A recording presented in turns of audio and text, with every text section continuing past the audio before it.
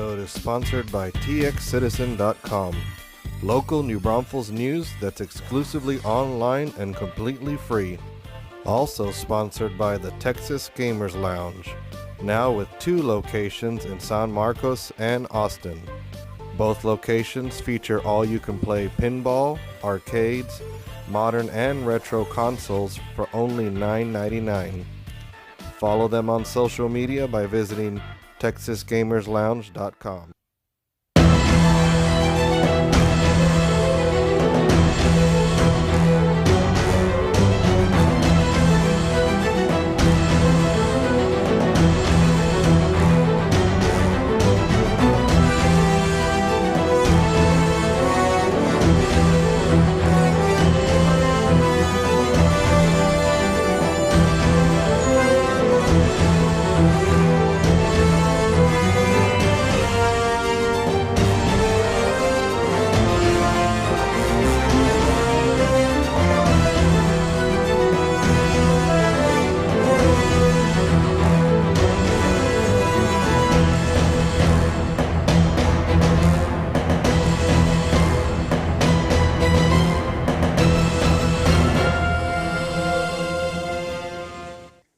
Hello and welcome to another episode of Pop Culture Geekery. I'm Joe Solis and this is my wife Sarah Childs. And so we're going to go ahead and do our spoilers section for Avengers Endgame because by this point we hope that everybody has had a chance to see it. We actually got to see it twice this weekend, which was kind of unexpected. I didn't expect to see it again so soon. But we're going to go over some spoilers, like I said. I'm not sure exactly how we're going to do this. I don't want it to turn into a 3-hour review, but I guess we'll see. I know Sarah has some time heist charts that she wants to go over. So yes, to help us understand everything that happened in the movie. So where do we start? I mean, I think my main goal today is to prove to everyone that this is a 10 out of 10, 100% movie. Aside from what my husband said on his personal review last time, which was a 7 out of 10, which is a barely passing grade. Well, see, that's because you're thinking of it like a teacher. So that's not how I do the reviews, but... Okay, we'll let you argue your point. Oh, well, I just want to remind you that 7 out of 10 is a fraction that turns into 70% when it's a percentile. Yes, I realize that. So, anyway. So, okay, so I guess we'll just start at the beginning, as they say. Yes. For me, this was just it started off with a really weird kind of epilogue to Infinity War. The whole thing about them, obviously rescuing Tony Stark. You got Captain Marvel who came in, I guess, at the end of her movie. And so we're just supposed to pick up that she's there. And then they kind of fast forward, I guess, in that first... I meant to time it that second time we watched it, but I want to say it was 30 minutes that they gather together and go out to Thanos' planet and they kill him. What about the part with Hawkeye at the beginning? Oh yeah, they show Hawkeye's family disappearing, which we all kind of figured, but none of us figured that except Joe. Those of us who saw the trailer and saw that Hawkeye was still alive. Excuse me, sir, but this is one of the reasons, because the epilogue I thought was very good because we never knew what happened to Hawkeye's family. They never addressed it in the last movie. So I thought it was a good start and a very heart-wrenching start. But it also shows us the motivation of Hawkeye's character as the character develops throughout the rest of the movie, which we'll get to later. Oh yeah, that's all very true.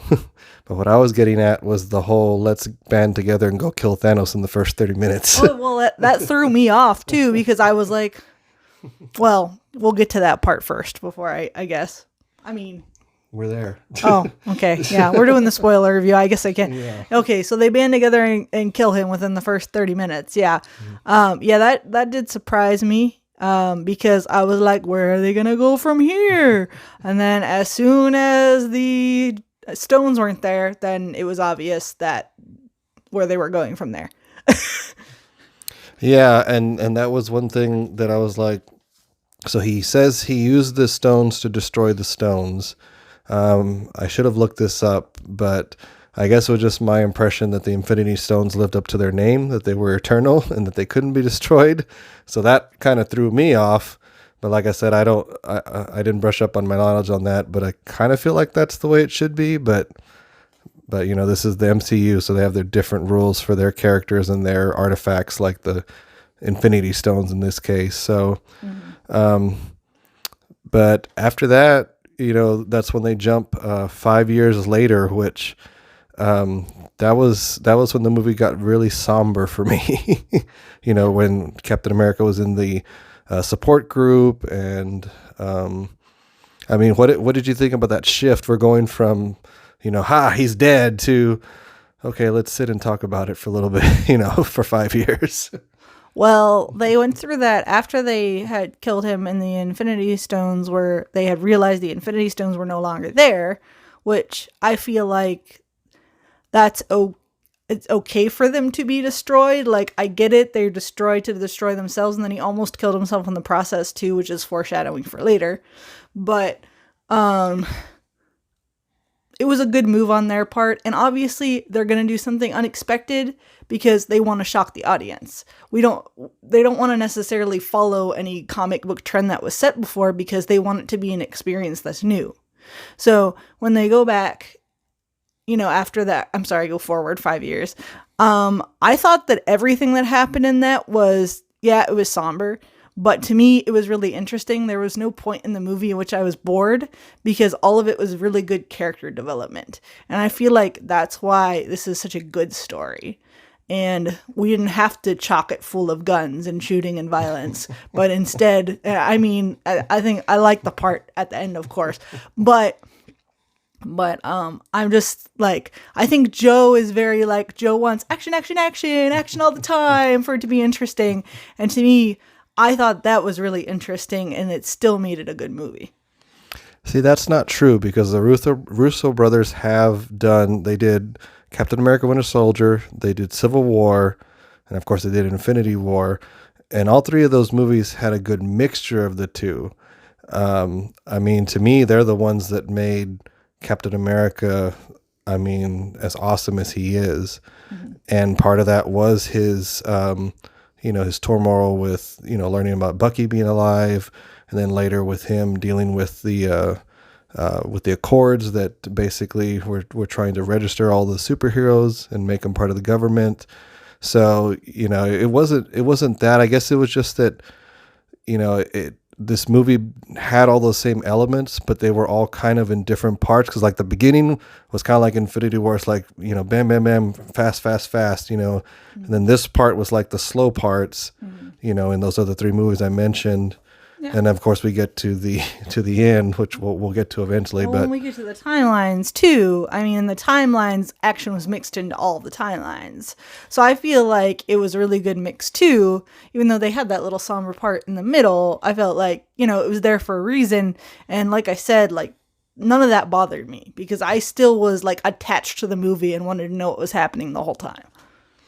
I think when I watched it the second time, I mean, I definitely enjoyed it more the second time. Because I just pretty much accepted. I already knew what was coming, and I just sat back and enjoyed it. But I guess the first time, with everything else that they've done, I stay away from spoilers and stuff, but it's hard to stay away from everything. So I'd already heard rumors that it was going to be time travel, and then it just kind of made sense because of what the Ant-Man movies, set up.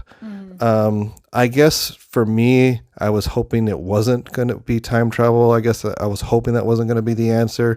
I understand after seeing it, a couple of times, why they did it that way. And when we talk about some of the characters' conclusions to their stories, it makes sense as compared to some of the other theories where time travel was not involved.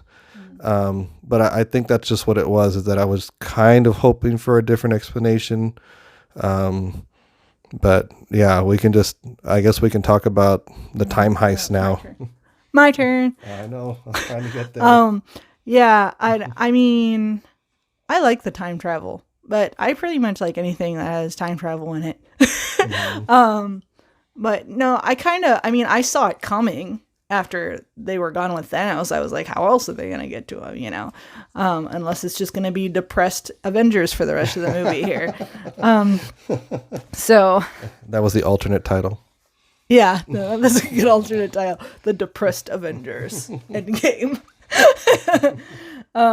So I'm using my little timelines that were going to be showing up to you guys in picture format. So the first one we have is Captain America, Iron Man, Hulk, and Ant-Man, all going back to 2012 New York, where they split. Why do you have a question mark on your face? Why do you have 2023 written there? Because that's the year they went back from. They were in 2018 when the movie started. Oh. 5 years into the future is 2023. I didn't even think about that. And then I'm educating my husband. Sorry, folks. And then we went back to 2012 New York, and that's where this whole cluster of people went, and then kind of split up because there were 3 time stones in New York. So first we can talk about Hulk at the Sanctum Sanctorum. And he was going after the Time Stone, which was Hulk versus the Ancient One. At first, Hulk was losing. And I mean, there's not really too much to say about this except at the point where the Ancient One decided to give it to him because he told her that Doctor Strange had given it away. And as soon as she knew Doctor Strange had given it away, she said that he was supposed to be the best of them, so he must have done it for a reason.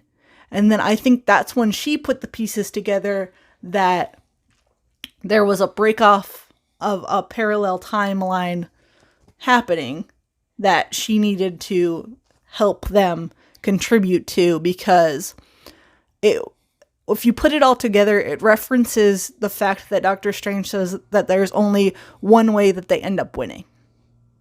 So I feel like when the Ancient One heard that, she was like, oh, this might be part of a bigger plan that I don't know about. And so that's where that came from, because of course her time ends before 2023, as we know. And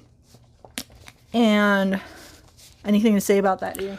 Well, we actually forgot to talk about the way they established the rules of time travel. Oh, yeah. Because I'll talk about that a little bit right now before I go on.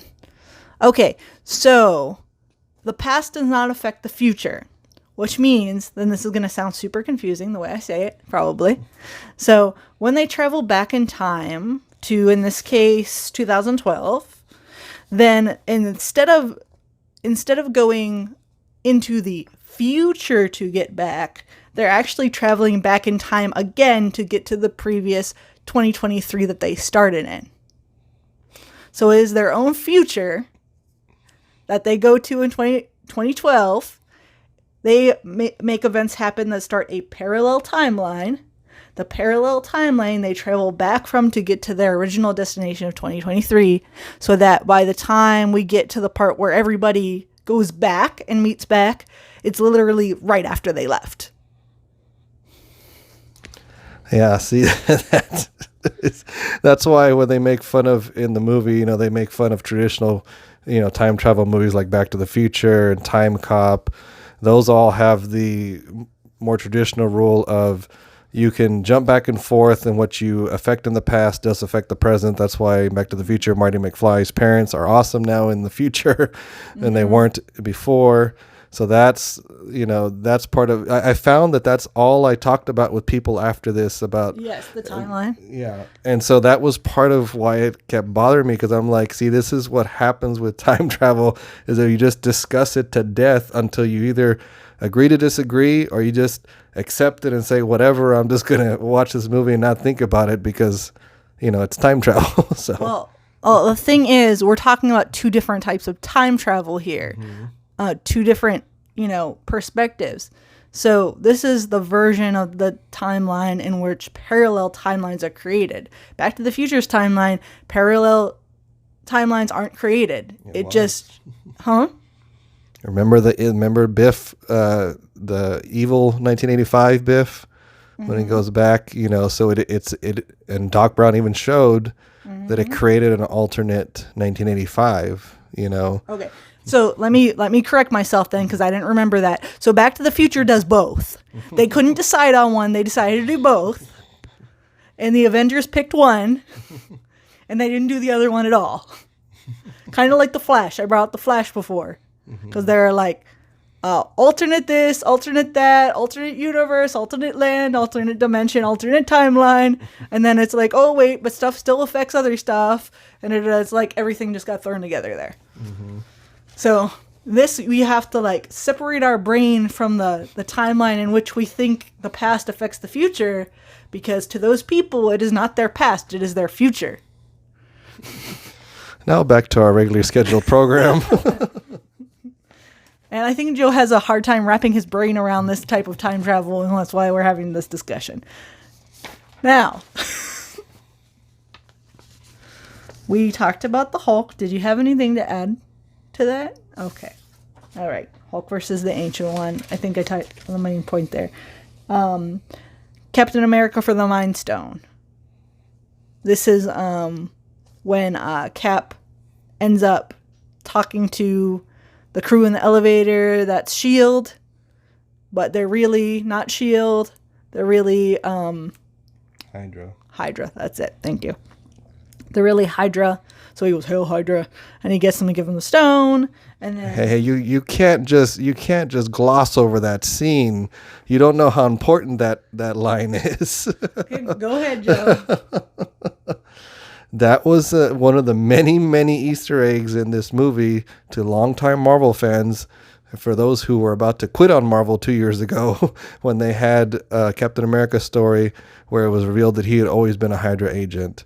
And so that was the cliffhanger in that issue, and that was the director's little, nudge, wink, wink to the audience, saying, "Yes, we know that you hated that storyline, so here's a better version of it." Oh, okay, yeah, and I didn't know the comics, so of course that just went right over my head. So, anyway, Hail Hydra. Okay, is that better? But he says it real quiet. Mm-hmm. Anyway, and after that, he runs into his other self, which brings us to Captain 2023 versus Captain 2012. Captain 2023 clearly won that fight. Won the fight. So that was a success. And then it brings us to Iron He's looking at my paper. Iron Man and Ant-Man for the Space Stone, which is the Tesseract. And then Ant-Man is versus 2012 Iron Man, with the approval of 2023 Iron Man, of course. I mean, he didn't really versus him. He just gave him a fake heart attack. Yeah. He clearly he won, though. He used his tiny ability. And then we had 2023 Iron Man and the Door versus Hulk. 2012 Hulk. The Door and Iron Man both lost in that fight. And then everybody versus Loki, just indirectly versus Loki, but Loki wins because he runs off with the Tesseract, which creates the alternate parallel universe 2012 Loki that we now have running around that we don't know what's going to happen to now. He's coming to Disney Plus. Just saying. Oh, well, we know that's happening. And then after that, because Loki won, the mission was failed. And brought us to our next point, which is my next lovely picture of the timeline, in which I explain how the Ant-Man and Hulk that went back to 2012. Let's see. They're 2012 New York. The new events happen, and then Ant-Man and Hulk go back to 2023. But Captain America and Iron Man, wanting to fix the screw-up of Loki getting the Tesseract, decide to go way back to find the stone in New Jersey of 1970. Which brings us to, in my opinion, one of the greatest scenes in the movie, in which Iron Man is talking to his father. Do you want to say anything about it before I continue? I was just going to say this is where, watching it the second time, I had to accept that this was the only way, or one of the better ways, I guess, to wrap up all this story that's been happening with Iron Man ever since the beginning. He's been driving the point home that he hated his father, but he loved his mother. Mm-hmm. And so this definitely allowed that to come to closure. So that was part of me accepting the time travel, because otherwise we wouldn't have been able to get this scene you're about to talk about. Yeah. So of course, Tony Stark meets his father by accident. They talk because Tony has kids now. So he's kind of relating to his father because he finds out that his mom is actually pregnant with him at the time, and his father's about to go home and celebrate. And he's like sharing the uncertainties of parenting with Tony and asking him about it. And I think it's at this point that Tony realizes that his father would have done anything for him, and he just did the best he could because that's what he knew.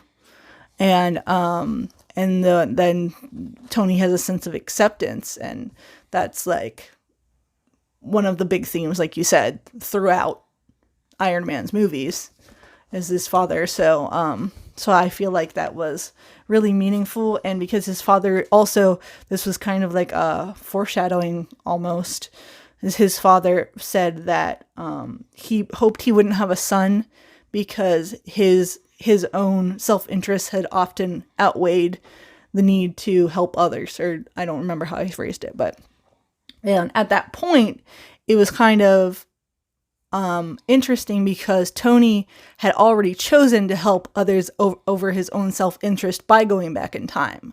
But then it foreshadows for the end of the movie, well, ultimately he sacrifices himself, since we all know, So I thought that was very, very interesting and very well done. And then, of course, Iron Man versus his father was a success. Brings us to that. And Captain gets the Pym particles so that they can get back. And that brings us to our next timeline of the New Jersey 1970 spinoff. Real quick, though, remember what Cap got to see when he got the Pym particles? Oh, yeah. He got to see good old Peggy Carter. Mm-hmm. So that was another nice setup, which pays off obviously at the end of the movie. So yeah, it does. Go ahead. True. That's a good catch. Good catch. So then we have, those are the new events that happened there, and then they all go back to 2023, of course. And then we have to visit our other characters, Thor and Rocket, that are going after the Reality Stone. They go back to Asgard 2013, which creates my other favorite scene in the movie. Which, of course, at this point, we have Fat Thor. So all the Thor fans are disappointed, at least all the female ones, right? And so he's pretty much just trying to keep it together. Rocket's actually going after the stone. And then, do you want to talk about the scene with Thor's mom at all? Do you have anything to say about that? I mean, it was definitely nice. I guess I just didn't have that connection to it as much. I mean, I appreciated it for what it was, but I guess because we didn't spend so much time with his mom and seeing their relationship, it was more like, yeah, I mean, it sucks that it's his mom and he knows that she's going to die on that day in history and he can't do anything about it. Mm-hmm. So I mean, yeah, that definitely sucked, but no, that's all I really got from that, Well, there are some interesting key points here, as his mom recognized that Thor was a future Thor, first of all. And then when he tried to tell her about it, she stopped him as if she knew that he was going to tell her something about her future that she didn't need to know. Mm-hmm. So it's kind of like, she kind of like set the message, let it be. But at the same time, she gave Thor the confidence that he needed at the time, because he was doubting himself, and brought up the good point of like, don't worry about being who you think you're supposed to be, worry about being your best self. Mm-hmm. And then he carried that on at the end of the movie. And again, couldn't have gotten to that point without the time travel. So, as we're going through this, that's why I said the second time around, I was just kind of accepting that we have to go this route. I was the opposite, really, because the first time I watched it, I enjoyed the movie more the first time, because I was waiting to see what would happen, so it was just more exciting. Of course, the second time I knew it was going to happen. I spent a lot of time analyzing it before we even went back. So I enjoyed it the second time, but, it just doesn't take away the thrill of wanting to know what happens the first time. So after Rocket successfully gets the stone and drags Thor away from his mother. Then they go back to Remember what Thor gets before they leave. the hammer. That's right. Yeah, I almost completely forgot about that. Yeah, he did take the hammer. That was like he was proving to himself that he's still worthy, really. But then they go back to 2023. And then where the other one is Nebula and James Rhodes, which is the War Machine. Thank you. Yeah, for the Power Stone. And they went back to Morag of 2014. And there's a very brief encounter between Nebula and 2014 Star-Lord, which doesn't last long at all because Star-Lord just gets knocked out flat. Mm-hmm. And then Nebula, being a machine, just kind of takes the stone, and that's that. Except the other things that happen because of her other self in the universe. The 2014 Thor ends up finding out, of course, about all of the memories, and I found it interesting that he wasn't upset by his own death either. He was just like, it's been accomplished, Mm-hmm. When he found out he was gonna die and how he was gonna die. Wait, you're talking about Thanos now, right? Oh, I'm sorry. Yeah. Thor, Thanos. Yeah, they're both TH. Yeah, Thanos. Yeah, so he wasn't upset by, when he saw the vision, how he was going to die and all that. But that, of course, opens up the wonderful things that happen at the end for us. Which we can come back to. But all in all, the 2014 Nebula ends up knocking out 2023 Nebula and taking her place without any of the other Avengers knowing. So she's the one that goes back. And the War Machine goes back, of course, to 2023. And then Black Widow and Hawkeye go after the Soul Stone. And this is perhaps one of the most devastating parts of the movie. When they go back to Vormir 2014. And then they find out that there has to be a sacrifice with the help of Red Skull. And it's, at first, I don't know about you, at first I thought they were going to I was wondering if they were going to try to backstab each other, try to throw the other one off the cliff, but what about you? No, I knew they were going to do exactly what they did because that's the way they've been since the beginning. They've always been friends. And, it's interesting that obviously they haven't had a ton of screen time together, but they did have some key moments throughout the movies that showed you that. And they made references to the old joke about, this, it's not like Budapest or whatever. That's just a callback to the original Avengers. But no, that scene was pretty perfect in how they were fighting basically each other to see who was going to jump off the cliff. And so, and man, they messed with you until the last moment, Yes. Yeah, they did. Yeah, in the last part, because Black Widow basically traps Hawkeye into staying on the cliff by hooking up her thing to him. And he's like, oh, darn, and then, ultimately he's in the position that he's not going to be able to get her back above him. So she ends up sacrificing herself, which was really poetic, but very sad. And, I think to Hawkeye, he was like, I've done so many bad things. I don't deserve to live. And to her, she was like, you have a family, let me do this. And, yeah, and everybody's been expecting Hawkeye to die since the beginning because they just felt like, well, out of all the Avengers, he's the one that, could possibly die, and I'm glad that he made it the whole 22 movies. Mm-hmm. So Black Widow dies, but they still had success because, Hawkeye got the Soul Stone and went back to 2023.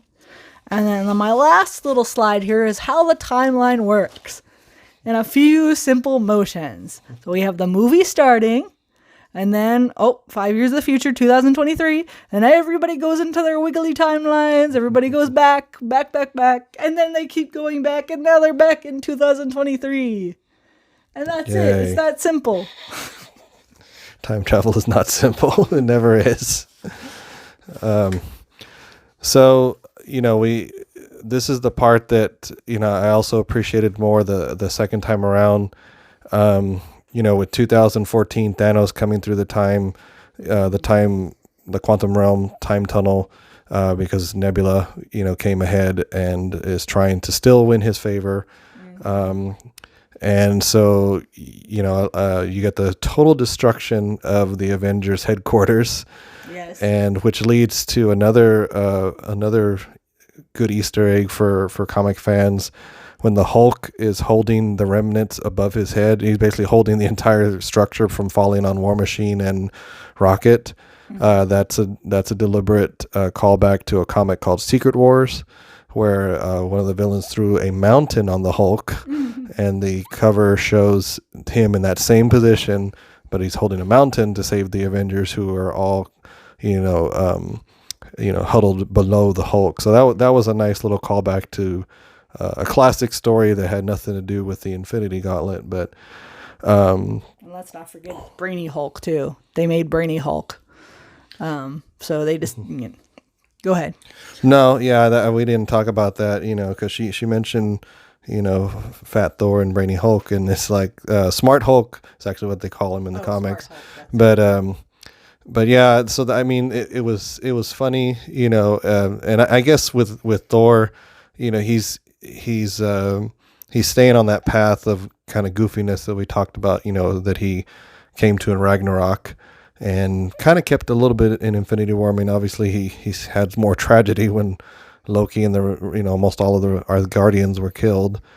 But like I said, the second time, the last fight with Thanos, it was a good setup. It was, the Thor, Cap, and Iron Man fighting him, just themselves. And it ends, well, that section ends with one of my favorite shots of the movie, which is, Thor's down for the count, Iron Man's down for the count.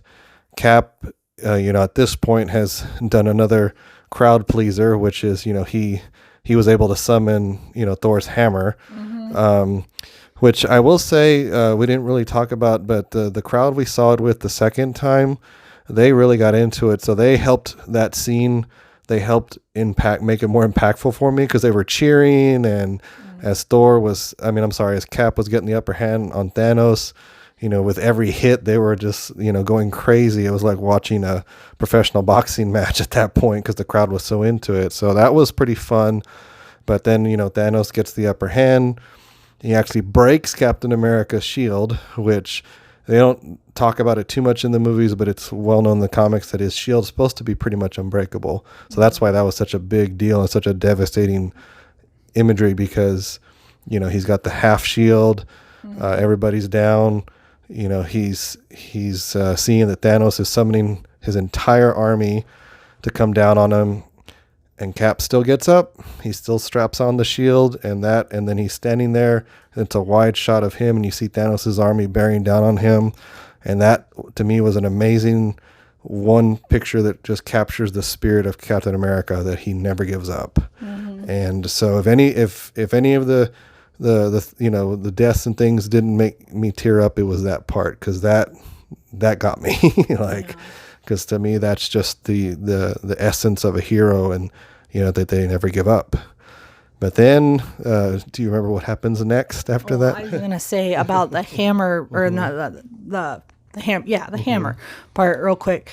I feel like that's kind of why he was able to summon the hammer. Is his moral integrity, is that whole capture of Captain America, and they finally said yes, he's worthy. Whereas they had teased us before with him slightly moving it. And on my own personal theory, I feel like he was saw it moving, and then he just stopped trying. I don't want to, I don't want to bust Thor's bubble, kind of thing.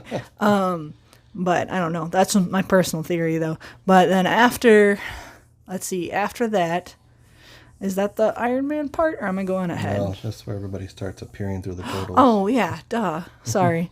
Yes, so the magical Doctor Strange portals start opening up, and then you think Doctor Strange is going to come out, and then it's not Doctor Strange, it's Black Panther. And then, and they start opening up everywhere, and that's, the best part. I'm sure, everybody probably feels that way. Everybody appears and comes together. Yeah, I mean, that was, the Return of the King style battle, that they had. And, I again, the crowd we were with that night was just cheering. And I mean, every new character that came through a portal got their own cheers. So, it made me realize that this is why I like to go watch these movies on opening night or opening weekend, because that's the crowd that's the most into it. And so, I think they really helped my enjoyment of the movie more the second time. But that's the thing too, is that, by this point we've already been sitting for 2 hours. Yes. And so I think that's why, obviously, I know no movie is going to be perfect and they all have flaws. And the more you go back and rewatch them, they have flaws, you'll find things to nitpick. But, for this one, I felt like this is the part of the movie that everybody was waiting for, and, maybe if Infinity War was the 3-hour movie, maybe it would have been different. Maybe this one would have started off somber and then we just would have gone up from there. I don't know. Cause like I said, that first part just felt like a weird epilogue to Infinity War, but yeah, then we get to the part that I know broke your heart. You mean the part where Captain Marvel came in and started smashing the aircrafts again? That part? Yeah, we know she's overpowered, everybody. That's great. Thanks for showing. I was like, are they really going to make Captain Marvel win this fight?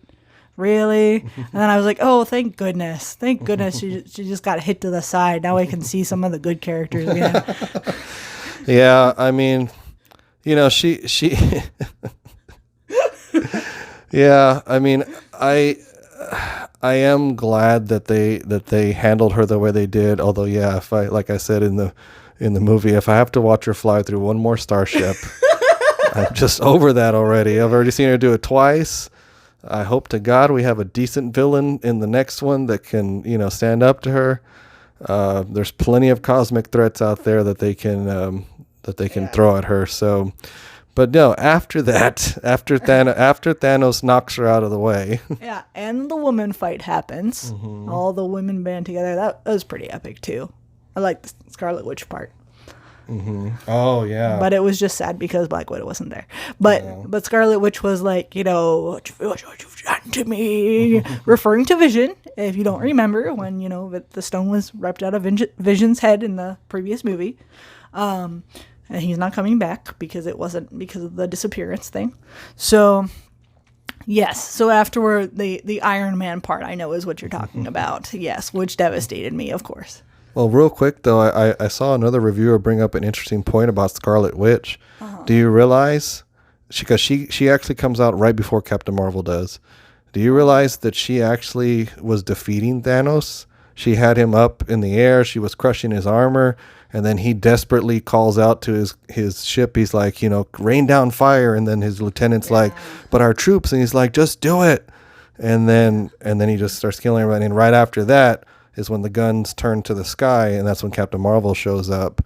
But at that point, Scarlet Witch had him, and I think a lot of people are missing that, because I think people, Scarlet Witch she's been very reserved in the comics. She's had some crazy things that she's done. Mm-hmm. They haven't even begun to touch. Well, they haven't highlighted her that much. This was one of the good opportunities we got to see her in action, and I said before to you, I think she needs her own movie. Mm-hmm. I'm really sad that they killed off Quicksilver already, but I think that they could have a movie just for her and it would be fine.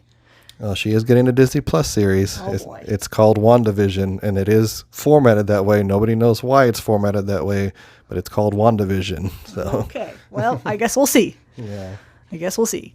But yeah, and then we get to the devastating part with Tony Stark, with Iron Man, and of course Iron Man, he sacrifices himself to do the final snap to get rid of all of the armies, which he knew was going to take a toll on his body, and he probably wouldn't live through it because of what we saw with Thanos himself after destroying the stones, the 2023 one, and then when we saw with the Hulk, who was severely damaged, even though he's a big old guy. So he clearly knew it was coming, and then he was, could barely function enough, but he moved. I remember he moved his hand when Pepper was talking to him.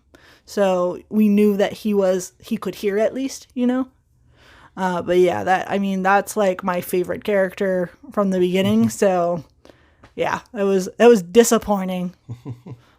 Yeah, but you know, like talking a little bit about the real world implications here. That's why I was talking about the time travel thing, because we knew that at least the original 6 actors, that their all contracts were all up. We've gotten them they weren't in every movie, but it's 10 years worth of movies that they committed to these characters. So obviously, the creators were like, well, we have 6 people that we have to either kill off all 6 or, give everybody a different ending, maybe kill off a couple. And that's what they ended up doing. But for him, I was actually just reading today, originally they weren't going to have him say anything. He was just going to snap his fingers and that was it. But the writers thankfully recognized, they were like, Tony Stark lives and dies by his quips, And so they were like, why don't we end it with the way that the Marvel Universe started, with him declaring, I am Iron Man. And so that was a perfect bookend to the way his first movie ended, and, one of my friends always says, that in his mind, Tony Stark was the Marvel Universe, and that's true for this first saga. So I guess it was fitting that they end it with him and, obviously open it up for other characters to carry the torch, which we can talk about that. There was a lot of passing the torch scenes after that. Ooh, yeah, lots of passing the torch. Well, we'll go straight to Captain America first. Well, first of all, he was tasked with returning all the stones to their original timelines and the hammer, and Thor's hammer as well. Because earlier the Ancient One had told us that, well, if the stone is gone, then we need all stones to exist in our timeline, or our timeline is going to fall apart, which is when Hulk said, we'll bring him back exactly where we found him. So they go back to that exact time, put the stone back, so that way that timeline itself becomes unaltered, even though they did the other thing with, them being there and all that crazy stuff. So he goes back to do all that, and I feel like when he said goodbye to the characters, if you noticed, him and Bucky's goodbye sounded like a very final goodbye, and I feel like Bucky knew that he wasn't going to come back because he just knew him well enough to know what he really wanted. So, and when he didn't come back, I was suspicious too before he left that he wouldn't come back. And then, of course he didn't. And I thought it was amazing how they had him appear at the bench. And then Bucky told Sam Falcon, to go over and talk to him, because I think he already saw it coming, is why he wasn't shocked. So, and then, of course, the Captain America, basically you find out he got married, and so we all have our suspicions until they tell us at the end, and he passes off the shield, of course, to the Falcon. Yeah, and, here's an interesting question, because me being a comic reader, I already knew that in the comics, both Bucky and Sam, the Falcon, have both been Captain America at different times in comic history. So for those, of us, we kind of knew it was going to go one way or the other. I just didn't know which way. And then obviously they picked Sam. So, which to me, with Marvel, talking about how their upcoming movies are going to be more diverse and things like that, to me, it kind of went along with their statements, that, we're going to have the first African-American Captain America, which that in itself has history in the comics. So, and then I heard another reviewer bring up an interesting point about Bucky. They're like, well, it's probably a good idea anyway, because even in the movie world, Bucky was a known terrorist. So they're like, that's a hard image to shake. Doesn't matter what he helped defeat, And I was like, well, makes sense, and Sam's been there since the beginning, or when he's been with Cap through the whole thing, through defying the government and everything. So I thought it was an interesting way to bring that up. What did you think about him picking Sam over Bucky? I feel like Bucky is the stronger character, so I like as like a character fan, I would have liked to see Bucky take the position. However, I see why they're choosing Falcon to take the position, because Falcon is like an underdog kind of character in the movies. Like, he hasn't really had any good highlights that I know of or that I can think of or anything. He's the character I always forget about. Just being, sorry Falcon fans, but being honest, so it makes sense for them to transition him into being Captain America, because it will help him and help his, fan base, and they can really do something with him. And then, of course, Bucky, he already has his own fan base and his own audience that's watching for him. So he could stay Bucky and go off and do his own thing and he'd be fine, and I think that they're just trying to do that for Falcon. They're like, well, Falcon, he's not drawing much of a crowd by himself. Let's try to give him a little oomph. Mm-hmm. And they have the comic too to tie it in. So it makes sense. Yeah. And then, so we have Thor, turn over New Asgard, the little fishing town, over to Valkyrie, that was definitely a surprise. So I'll be curious to see what they do with Valkyrie in the future, because I know she's coming back in some capacity at some point. Thor, on the other hand, I thought Chris Hemsworth was done with Thor, but they kind of set it up to where he could do more if he wanted. He basically goes with the Guardians of the Galaxy and jokingly makes the quip, we're the Asgardians of the Galaxy, which was a comic book title in recent time, but I don't remember that Thor was part of it. So, and with both are reported a Guardians of the Galaxy 3 for sure coming out, and with him stating he's interested in Thor 4, it could go either way. So yeah. I don't know. What did you think about that? I mean, I have theories, but it really could go either way. And I feel like with Chris Hemsworth, he wants to have fun with his character. Mm-hmm. So I feel like it was like, oh man, do I really have to do another movie? Well, you can be Fat Thor. Oh, okay, I'll be Fat Thor. That's cool. Can I drink the whole time? So I feel like that's like his, like, oh yeah, I get to have fun, maybe I'll still do another one. So, I mean, they can't just leave him off there. So they're either going to like make a good disappearance for him before they carry on with Guardians of the Galaxy, or they're going to have him be in it or disappear and then go do a Thor. We don't know. Yeah. And then, they had announced, well, I don't know that they officially announced it. There was so much news about a Black Widow movie. And after seeing her die, I was like, well, that's either fake news or it's a prequel. And honestly, I don't want a prequel after she's died, because to me, like, she has a good arc. That's a good end to it. And, unless they find a clever way to do it otherwise, I'd rather that they just leave her alone. But we'll just have to wait and see on that. I read some theories about that. Which one of them was a prequel, but the other one was like alternate timeline Black Widow. Mm-hmm. So, I mean, the things I read about seemed to think that one was coming out, I will say, but I guess no one really knows for sure. Yeah, but I know Hawkeye is going to get his own Disney Plus show, so that'll be kind of his passing of the torch. As of right now, we have no idea. I know that there's some other people who have taken on the mantle of Iron Man. That remains to be seen what they're going to do with that. The Hulk is still out there. I mean, he's recovering from his injuries, but he's now the smart Hulk. He settled on this persona. But Mark Ruffalo's like, I feel bad for him, because I feel like he wasn't involved in that very first Hulk movie that didn't do very well. But it seems like they never gave him a chance to have his own movie. Mm-hmm. But he's always done well to be in, everybody else's movie. Yeah. So they're probably going to stick with that. Even if he does come back in this next phase of movies, he'll probably just be a guest star, unfortunately. Hey, maybe they'll make Hulk Iron Man. That would be amazing. They do have the Hulk Iron Man suit. Remember? Oh, you're talking about the Hulkbuster? Yeah. Oh. Yeah. They could make Hulk Iron Man. We don't know. That would be cool. I mean, at least for sometimes, maybe. He got his chance in Wakanda. Oh my gosh, come on. But then 2014 Gamora too. We didn't talk about her. Oh, yeah. So she is left as an open end because she's not at the funeral at the end. We don't see her after the battle.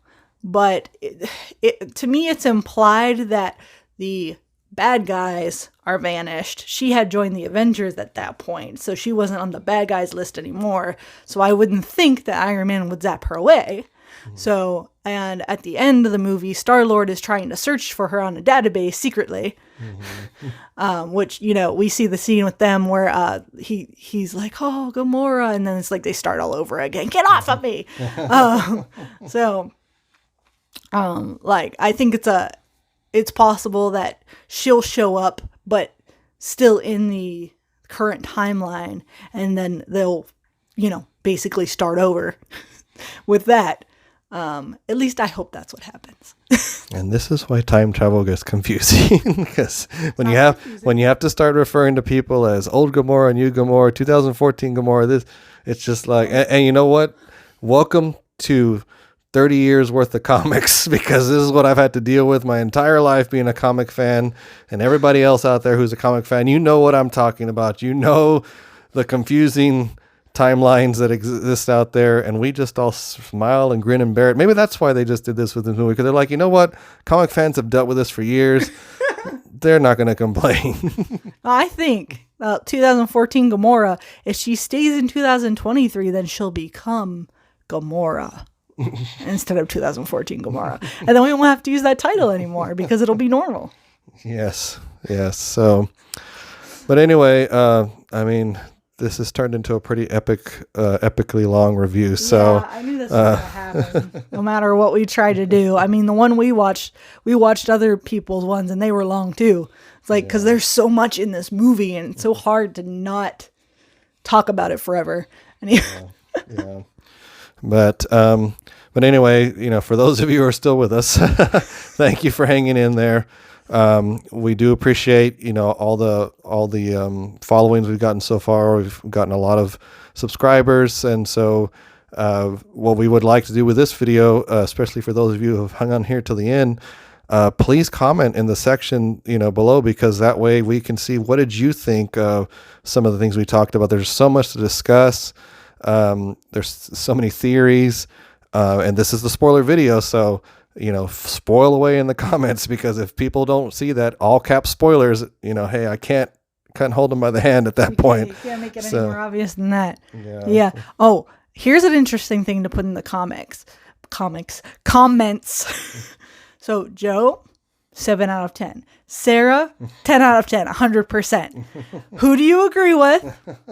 And if it's neither, you can give us your own rating. That's fine too. But I just want to see if Sarah gets more votes than Joe. That's the important part. Oh, I already know.